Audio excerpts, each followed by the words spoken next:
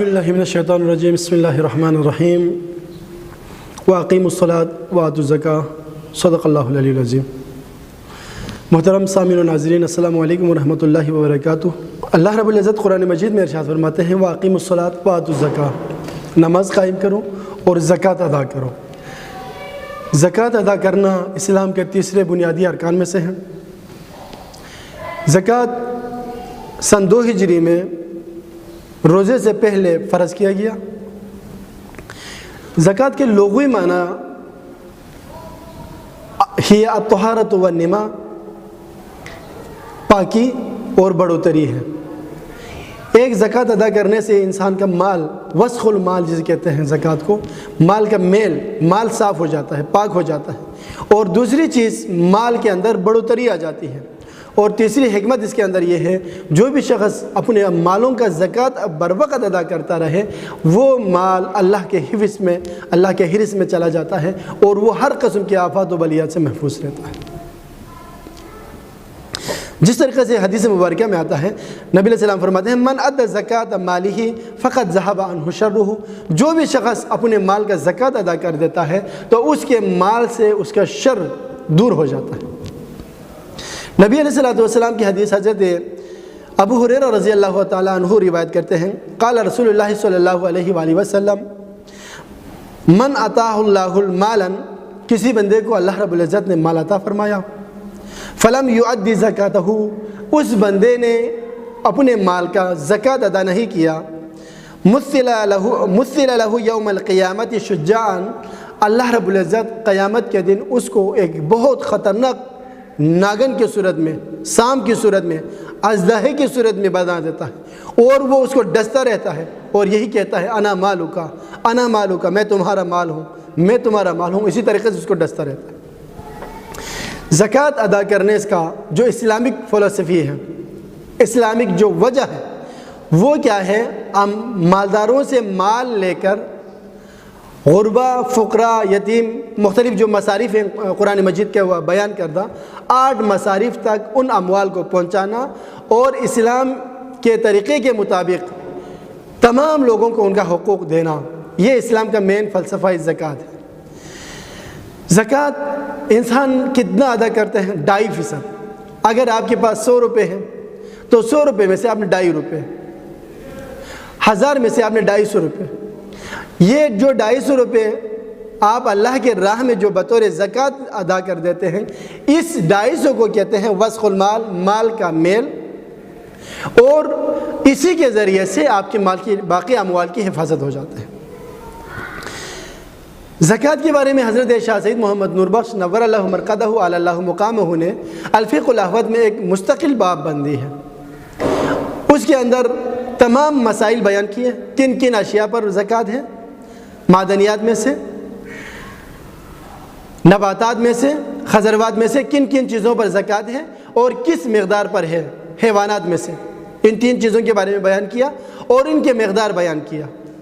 ہمارے ہاں ایک غلطی جو ہے اس چیز کی طرف میں نشاندہی کرنا چاہوں گا۔ حضرت شاہ سید محمد نور بخش نور اللہ مرقدہ علی اللہ مقامہ الفقہ الاحوذ صفحہ نمبر 125 پر ارشاد فرماتے ہیں اما فی سبیل اللہ، جو آپ نے زکوٰۃ آپ نے ادا کی، وہ زکوٰۃ مخصوص مصارف میں آپ نے دینے ہیں، اس کے 8 مصارف ہیں، ان 8 مصارف میں سے ایک مصرف تھا فی سبیل اللہ، اللہ کے راستے میں دینا ہے۔ اب اللہ کے راستے سے مراد کیا ہے؟ اما فی سبیل اللہ، اللہ کے راستے سے مراد فمن جاہد جہادا کبیرا او صغیرا، جو بھی شخص جہاد اکبر کر رہا ہو یا جہاد اصغر کر رہا ہو۔ جہاد اکبر کا مطلب کیا ہے؟ اعتکاف، جس کے لیے آپ باب الجہاد میں آپ عبارت دیکھیں، رجعنا من جہاد الاصغر الی جہاد الاکبر۔ نبی علیہ السلام نے فرمایا کہ ہم جہاد اصغر سے، چھوٹے جہاد سے بڑے جہاد کی طرف لوٹ رہے ہیں۔ تو صحابہ نے عرض کیا یا رسول اللہ، اتنے قربانیاں دینے کے بعد، اتنے زخمی ہونے کے بعد، اتنے پریشانیاں بھگتنے کے بعد اس سے بھی کوئی بڑا جہاد؟ تو آپ نے فرمایا آدھا عدوی نفسک التی بین جنبک، یہ تمہارا وہ دشمن ہے جو تمہارے پہلو کے درمیان ہے، یعنی نفس کے ساتھ کرنے والا جہاد، تزکیہ نفس۔ اسی ریاضت و مجاہدہ، جسے ریاضت و مجاہدہ کہا جاتا ہے، جو بھی شخص اعتکاف کرتا ہو، ریاضت و مجاہدہ کرتا ہو، جہاد اکبر کرتا ہو یا چاہے جہاد اصغر کرتا ہو، ان دونوں پر آپ زکوٰۃ خرچ کر سکتے ہیں۔ او بنا مسجدن، یا آپ اس کے ذریعے سے مسجد بنا سکتے ہیں زکوٰۃ کے پیسے سے۔ کہاں بنا سکتے ہیں؟ فی قریۃ لا مسجد فیہا، ایسے قریہ میں، ایسے علاقے میں جہاں پہلے سے مسجد موجود ہی نہ ہو۔ اب ہمارے ہاں معمول یہ ہے کہ زکوٰۃ کسی محلے میں اگر مسجد کو دوبارہ ریکنسٹرکٹ کرنا ہو، دوبارہ تعمیر کرنا ہو، تو اس وقت تمام محلے کے فطرہ اور زکوٰۃ کے پیسے جمع کر کے مسجد میں ڈال دیتے ہیں۔ یہ طریقہ ہماری فقہ الاحوط کے سراسر خلاف ہے۔ اس کے لیے جو قید، مخصوص جو لفظ ہے، او بنا مسجدن فی قریۃ لا مسجد فیہا، ایسے قریے میں آپ نے مسجد بنانا ہے جس میں پہلے سے کوئی مسجد موجود نہ ہو۔ اب یہاں پہ ایک التباس ہمیں ہوتا ہے، فقہ الاحوط میں دو جگہ ہیں، ایک زکوٰۃ کے مسائل ہیں اور اس سے آگے جانے کے بعد خمس کے مسائل آتے ہیں۔ زکوٰۃ کے مسائل تو کلیئر یہ تو کیا کہ زکوٰۃ کا پیسہ آپ مسجد کے دوبارہ تعمیر کرنے کے لیے استعمال نہیں کر سکتے، اور خمس کا جو پیسہ ہے، خمس کے پیسے کے بارے میں فرمایا یجوز صرف سہم اللہ، سہم اللہ کو، اللہ کا جو حصہ ہے، اس حصے کو آپ صرف کر سکتے ہیں، آپ خرچ کر سکتے ہیں۔ کہاں پہ؟ فی بناء المسجد و تعمیرہا، مسجد کی بنیاد رکھنے میں، مسجد بنانے میں، او تعمیرہا، یا اس کے مرمت میں۔ تعمیر کا مطلب ہے مرمت کرنا، یا کسی جگہ نئے سرے سے مسجد بنا، تو ان دونوں کے لیے آپ خمس کا پیسہ لگا سکتے ہیں، آپ زکوٰۃ کا پیسہ نہیں لگا سکتے۔ وسائر البقاء الخیر، اس کے علاوہ خمس کا پیسہ آپ تمام خیراتی کاموں میں بھی لگا سکتے ہیں۔ اور رسول کا پیسہ آپ نے کہاں پہ کرنا ہے؟ اور جتنا خمس اور زکوٰۃ کے جتنے بھی پیسے آپ جب کلیکٹ کرتے ہیں، جمع کرتے ہیں، عام طور پر ہمارے ہاں اس کا کما حقہ استعمال جس طریقے سے ہونا چاہیے تھا اس طریقے سے نہیں ہوتا۔ اس کا مین وجہ کیا ہے؟ اس کا مین وجہ یہ ہے کہ ہمارے ہاں ایک مستقل نظام نہیں ہے، ہمارے ہاں ایک مستقل طریقہ کار نہیں ہے۔ اس طریقہ کار کے نہ ہونے کی وجہ سے ہمارے ہاں یہ مسائل پیدا ہوتے ہیں۔ اس کے لیے شاہ سید محمد نور بخش نور اللہ برقدہ اعلی اللہ مقامہ فقہ الاحوط میں ارشاد فرماتے ہیں وما کان للرسول، جو رسول کا حصہ ہے خمس میں سے، فمصرفہ العلماء، اس کا مصرف علماء ہے،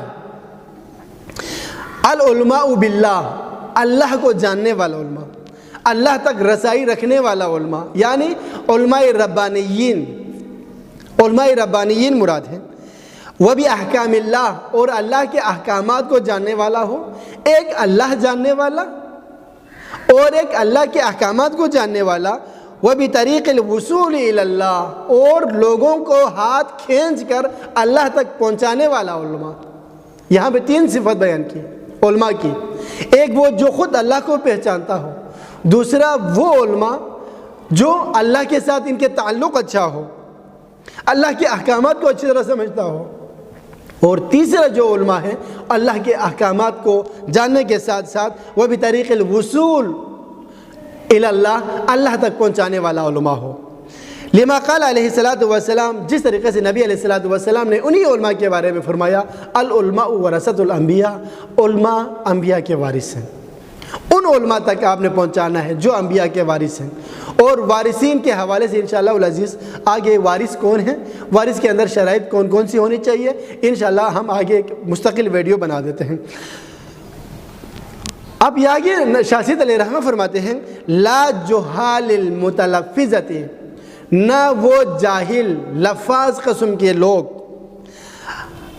المترسمۃ المتشبہۃ السنتہم بالعلماء، جو تیز زبانی کے ذریعے سے، جو چالاکی کے ذریعے سے ان کا چال ڈال، ان کے زبان علماء کی طرح مشابہت رکھتا ہے، ان لوگوں کو آپ نے زکوٰۃ نہیں دینا ہے، جن کے اندر یہ تین چیزیں موجود نہ ہو، جو خود اللہ کو جاننے والا نہ ہو، جو خود اللہ کے احکامات کو پاسداری کرنے والا نہ ہو، اور تیسری جو شرط بتائی وہ بطریق الوصول الی اللہ، اللہ تک پہنچانے کی صلاحیت جن کے اندر موجود نہ ہو، ایسے علماء تک آپ نے ان اموال کو آپ نے دینا نہیں۔ اور آگے شاہ سید علیہ رحمہ نے ایک مخصوص فلسفہ آپ کو بیان فرمایا۔ وہ طریقہ یہ ہے کہ آپ ان تمام اموال کو ایک ایسے شخص کے پاس، ایک ایسے امام کے پاس آپ جمع کریں، وہ امام یہ جانتا ہو کہ یہ پیسہ کس جگہ پہ صرف کرنا ہے، کن لوگوں کو دینا ہے، کون حقدار ہے، ان تمام چیزوں کو سوچ کر سمجھ کر حقدار کو حق پہنچانے کی صلاحیت رکھتا ہو، ایسے بندے کے پاس آپ نے اپنے زکوٰۃ کے پیسے جمع کرنا ہے، اور اس بندے کے ذریعے سے اپنے زکوٰۃ حقداران تک آپ نے پہنچانا ہے۔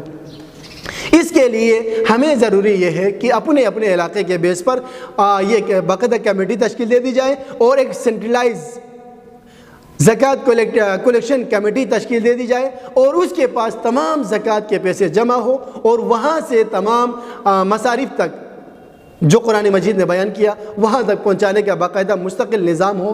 اس طریقے سے جب کریں گے تو انشاءاللہ العزیز ہم اپنے فقہ الاحوت پر پورا عمل کرنے والا ہوگا، اور اللہ رب العزت اور اس کے پیارے حبیب حضرت محمد مصطفیٰ صلی اللہ علیہ وآلہ وسلم ہم سے راضی ہوں گے۔ اللہ ہم سب کو ان پر عمل کرنے کی توفیق عطا فرما برحمتک یا ارحم الراحمین۔ اللہم صلی علی محمد وعلی محمد۔